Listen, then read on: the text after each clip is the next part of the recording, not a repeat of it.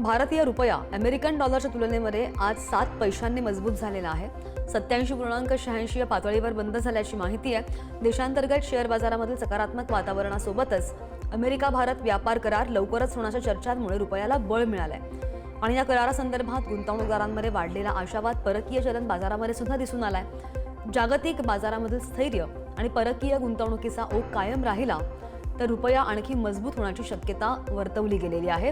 तज्ज्ञांनी असं मत मांडलंय, डॉलरच्या तुलनेमध्ये रुपयातील ही वाढ भारतीय अर्थव्यवस्थेसाठी सकारात्मक संकेत मानली जाते.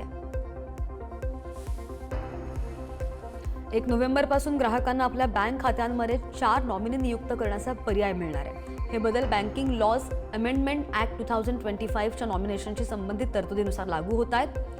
खातेदार एकाच वेळी किंवा क्रमाने नॉमिनी निवडू शकणार आहेत. प्रत्येक नॉमिनीसाठी हिस्सा किंवा टक्केवारी देखील निश्चित होऊ शकतील. हे पाऊल ठेवीदार आणि वारसांसाठी दावा निकाली काढण्याची प्रक्रिया अधिक समन्वित करण्यासाठी आहे.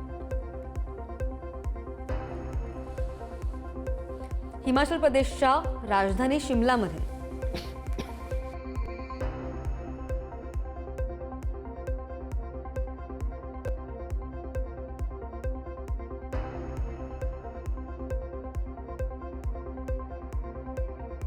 भागांमध्ये आज दुपारपासून जोरदार पाऊस आणि गारपीट झालेली आहे. अचानक बदललेल्या हवामानामुळे तापमानामध्ये मोठी घसरण झाली आहे. थंडीचा चटका वाढलेला आहे. शिमलासह आसपासच्या पर्वतीय भागात रस्त्यांवर गारांचा थर साचलाय, त्यामुळे वाहतूक सुद्धा काही काळ विस्कळीत झालेली होती. हवामान खात्यानं पुढील 24 तासांसाठी हिमाचलच्या काही भागात हलक्या ते मध्यम स्वरूपाचा पाऊस आणि गारपीटचा इशारा दिलाय. या बदलत्या हवामानामुळे पर्यटकांनी सावधगिरी बाळगण्याचं आवाहन सुद्धा प्रशासनातर्फे केलेलं आहे. अल्पवयीन असताना वडिलांनी किंवा पालकांनी केलेला मालमत्तेचा करार मुलगा किंवा मुलगी 18 वर्षांचे असताना रद्द करू शकतात, असा महत्त्वाचा निर्णय सर्वोच्च न्यायालयानं दिलाय. औपचारिक खटला दाखल करण्याची गरज नाही असा निर्वाळा सुद्धा न्यायालयानं पुढे दिलाय. कर्नाटकमधील के शिवप्पा विरुद्ध के निलम्मा या प्रकरणामध्ये हा निकाल देण्यात आल्याची माहिती. न्यायालयानुसार प्रौढ झाल्यानंतर मुलगा किंवा मुलगी आपल्या कृतीतून तो करार नाकारू शकतो. हा निर्णय अल्पवयीनांच्या हक्कांचं संरक्षण ठरणारा असून मालमत्ता वादांवर दूरगामी परिणाम होण्याची शक्यता व्यक्त होते.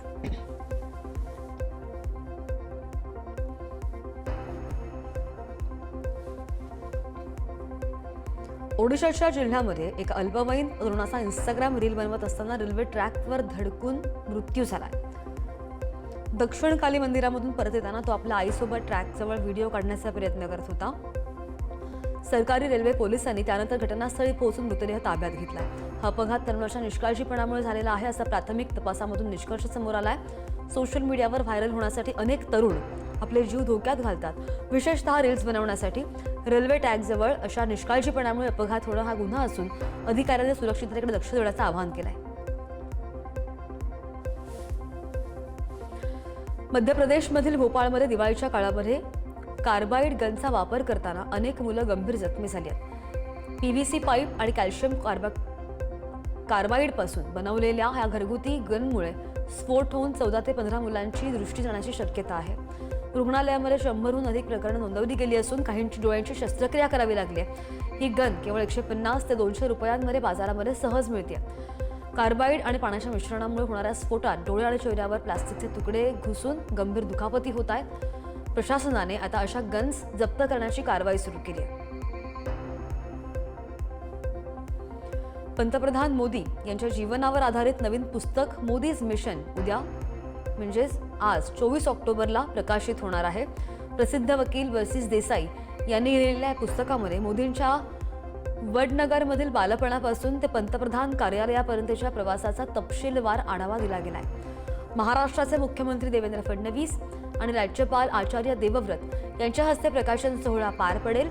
या पुस्तकात मोदींच्या सामाजिक आर्थिक तत्वज्ञान, प्रशासनाकडे पाहण्याचा दृष्टिकोन आणि भारतातील प्रमुख निर्णय घेण्याची पद्धत यांचा उल्लेख आहे.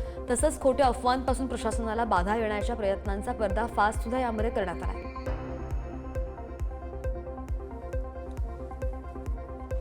सोनम वांगचुक यांच्या पत्नी गीतांजली यांनी पोलीस आणि आयबीचे लोक त्यांचा पाठलाग करतात असा गंभीर आरोप केलाय. लडाखचे पर्यावरणवादी कार्यकर्ते सोनम वांगचुक हे सध्या जोधपूरच्या मध्यवर्ती कारागृहात आहेत.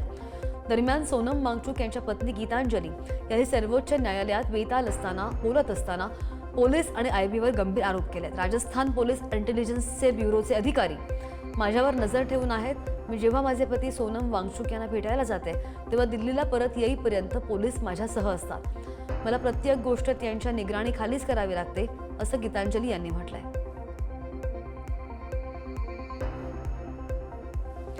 उत्तर प्रदेशच्या हापूर जिल्ह्यामध्ये पिलखुवा पोलीस स्टेशन क्षेत्रामधील एका घटनेनं खळबळ उडाली.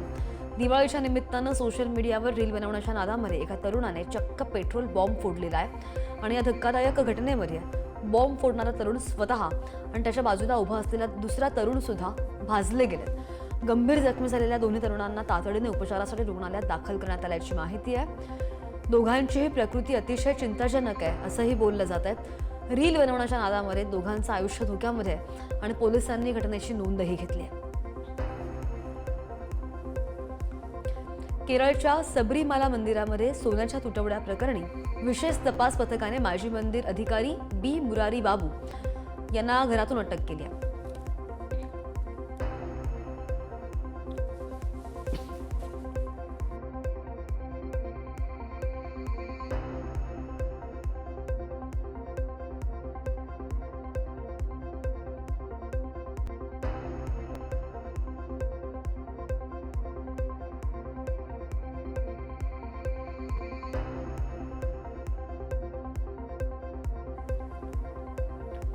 एसआयटीने तिरुवनंतपुरम येथील गुन्हे शाखेच्या कार्यालयात मुरारी यांची चौकशी सुरू असल्याचं सांगितलंय.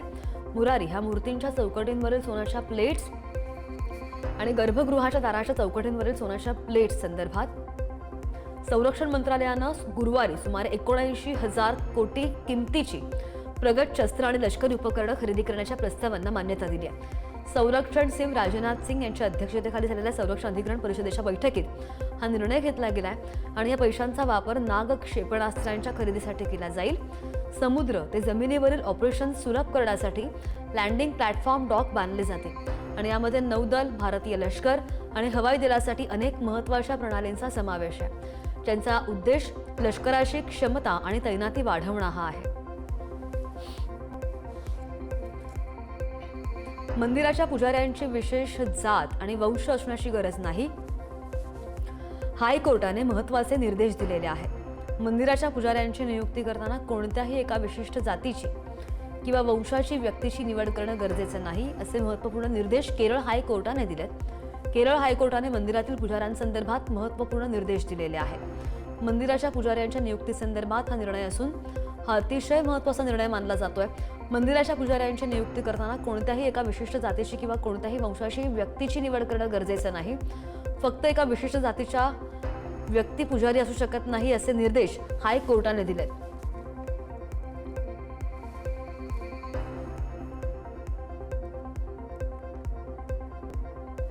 भारत आणि अमेरिका यांच्यामधील व्यापार कराराला आता फारसा वेळ लागणार नाहीये. उभय देशांमधील व्यापार कोंडी लवकरच फुटण्याची शक्यता. सकारात्मक घडामोडींमुळे अमेरिका भारतावरील आयात शुल्क 50% 15 ते 16% करू शकते, अशी माहिती सुद्धा विश्वसनीय सूत्रांनी दिली आहे. भारत आणि अमेरिका यांच्यामध्ये व्यापार कराराची दोन्ही देशांना प्रतीक्षा आहे. सगळ्या जगाचे लक्ष याकडे लागलंय. डोनाल्ड ट्रम्प दुसऱ्यांदा अमेरिकेचे अध्यक्ष झाल्यापासून दोन्ही देशांमध्ये व्यापार करारावर चर्चा सुरू आहे. पण काही मुद्द्यांमुळे अजूनही दोन्ही देशांमध्ये हा करार होऊ शकत नाहीये आणि यामध्ये कृषी, डेअरी उत्पादनं आणि भारताने रशियाकडून केलेली तीव्र खरेदी यांचा समावेश आहे. आता या दोन्ही देशांच्या व्यापार करारासंदर्भात सकारात्मक घडामोडी सुद्धा पुढे आल्या. बिहारमध्ये विधानसभा निवडणुकीची रणधुमाळी सुरू आहे. निवडणुकीसाठी एनडीए आणि महागठबंधन जोरदार तयारीला लागलंय. त्याचबरोबर बिहारमध्ये सणाचा उत्साह सुद्धा पाहायला मिळतोय. छठ पूजेसाठी लाखो स्थलांतरित बिहारी गावाला परततायत आणि या स्थलांतरित मतदारांना घरीच थांबवून त्यांचं मतदान पदरात पाडून घेण्याचा प्रयत्न केला जातोय. बिहार विधानसभा निवडणुकीचे 2 टप्पे 6 आणि 11 नोव्हेंबर रोजी होणार आहेत. 28 ऑक्टोबर रोजी छठपूजा संपेल आणि यामुळे स्थलांतरित मतदारांना मतदानापर्यंत थांबवण्याचं आव्हान भाजपसमोर असेल.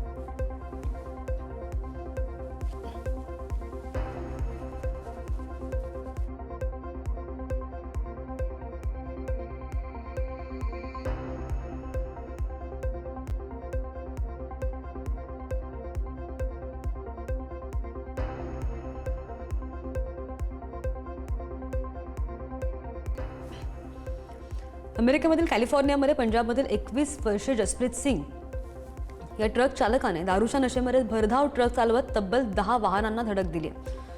या भीषण अपघातामध्ये 3 जणांचा मृत्यू झालेला आहे. ही घटना 22 ऑक्टोबरला I-10 फ्रीवेवर घडलेली आहे आणि तिचा व्हिडिओ सध्या सोशल मीडियावर व्हायरल होतोय.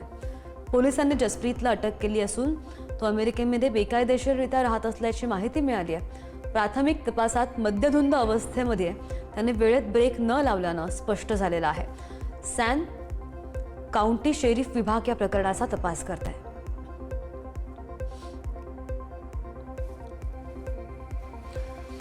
ट्रम्प यांनी पुन्हा एकदा सांगितलेलं आहे, भारत रशियाकडून होणारी तेल खरेदी हळूहळू कमी आहे आणि या वर्षाच्या अखेरीस ती जवळजवळ बंद करणार आहे. बुधवारी व्हाईट हाऊसमध्ये पत्रकारांशी बोलताना ट्रम्प यांनी ही माहिती दिली आहे. तेल खरेदी ही अशी गोष्ट आहे जी लगेच थांबणार नाही, परंतु वर्षाच्या अखेरीस ते शून्यावर आणलं जाईल. मी कालच पंतप्रधान मोदींशी याबद्दल बोललोय. ही एक मोठी गोष्ट आहे आणि ती सुमारे 40% तेलाची आहे असं म्हणत डोनाल्ड ट्रम्प यांनी रशियन तेल खरेदीचा मुद्दा उपस्थित केलाय.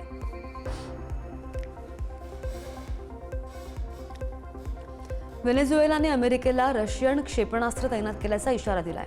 व्हेनेझुएलाचे राष्ट्रपती निकोलस मादुरो यांनी बुधवारी एका टीव्ही कार्यक्रमामध्ये त्यांच्या देशाने अमेरिकेच्या धोक्याचा सामना करण्यासाठी रशियाकडून मिळवलेली 5000 ईगला-1 क्षेपणास्त्र तैनात केल्याचं म्हटलंय. आमच्याकडे 5000 क्षेपणास्त्र आहेत. ते देशाच्या शांतता आणि स्वातंत्र्याचे रक्षण करतील. ही क्षेपणास्त्र कमी पल्ल्याच्या हवाई हल्ल्यांना रोखण्यासाठी तैनात केली असल्याचं त्यांनी म्हटलेलं आहे.